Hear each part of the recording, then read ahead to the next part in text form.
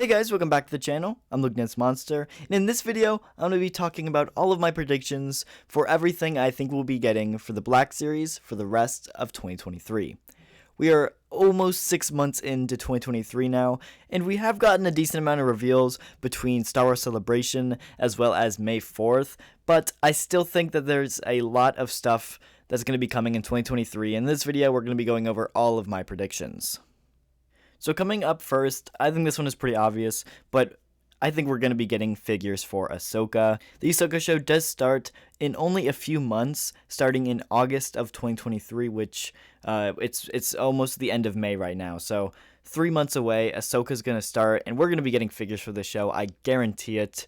Lucasfilm's and Hasbro's priority is always new media, so with the Ahsoka show coming out, it's almost guaranteed we're going to be getting figures for it, and it's hard to say what figures we're going to be getting right now, but I think it's safe to say we're going to be getting, of course, Ahsoka, but I think we're also going to be getting some of the Rebels crew in their live-action looks. We already did get a look, of course, at Sabine, as well as Hera, even Ezra, and, of course, Thrawn. So I think all these figures are going to get their own live-action adaptations in Black Series form. And while I do absolutely love the Ahsoka show and I'm really excited for it, I think Hasbro is also going to push really heavily on the 40th anniversary of Return of the Jedi. Now, unfortunately, it's not going to be mainline stuff. We obviously did get our 3 mainline waves, with the Wave 2 coming out this summer and Wave 3 going to be coming out towards the end of the year.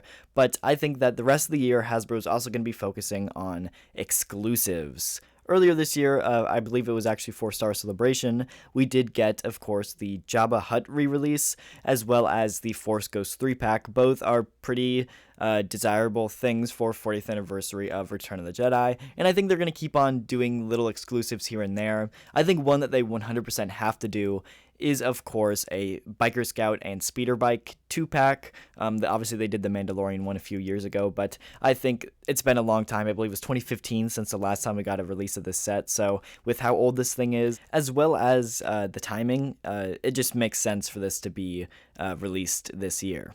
Another 40th anniversary item that I think is in desperate need of a re-release this year is a Han Solo in Carbonite. Now, this one was released back in 2013 as a San Diego Comic-Con exclusive and wouldn't get an official re-release until 2020 with the 40th anniversary of Empire Strikes Back, where it was released on that card back as an Amazon exclusive, and since then we haven't got a re-release. This guy sold out very quickly on Amazon and never really went in stock again for a reasonable price, so I think this one makes sense for them to re-release. I mean, I think obviously Empire Strikes Back is pretty iconic for Han and Carbonite, but so is Return of the Jedi, and I really don't think you can do a ton of Return of the Jedi figures without revisiting Han and Carbonite, and please put him on the Return of the Jedi card back as well. Another item that I think could possibly get a 40th anniversary re-release is just the standard Stormtrooper electronic helmet. This thing I believe released back in 2016 alongside Rogue One, and we haven't really got a plain white Stormtrooper helmet since. We've gotten a few different variants with the Shadow Trooper, Shock Trooper, different Mandalorian variants like the Incinerator and the Mortar Trooper, but we haven't gotten a plain white one in a long time, and so, I think 40th anniversary is a really good excuse to repackage this guy in some 40th anniversary packaging and put it back on shelves. Another thing that I really hope Hasbro leans heavily on in the second half of 2023 is the 20th anniversary of Clone Wars. Recently, we did get our 3 Clone Wars figure pipelines officially revealed, being Ahsoka, the Clone Trooper, and the Magna Guard for May 4th. And, they kind of mentioned that this would be a mini beat, but I do think they're going to do another 2 to 3 mainline Clone Wars figures for the end of 2023. Fingers crossed, no confirmations, but with some of the exclusive that's been releasing and some of the attention that's been going into the Clone Wars, they even made the whole 20th anniversary of Clone Wars announcement. So with everything that's been going into this, I kind of find it hard to believe they're going to abandon the whole thing not even halfway through 2023.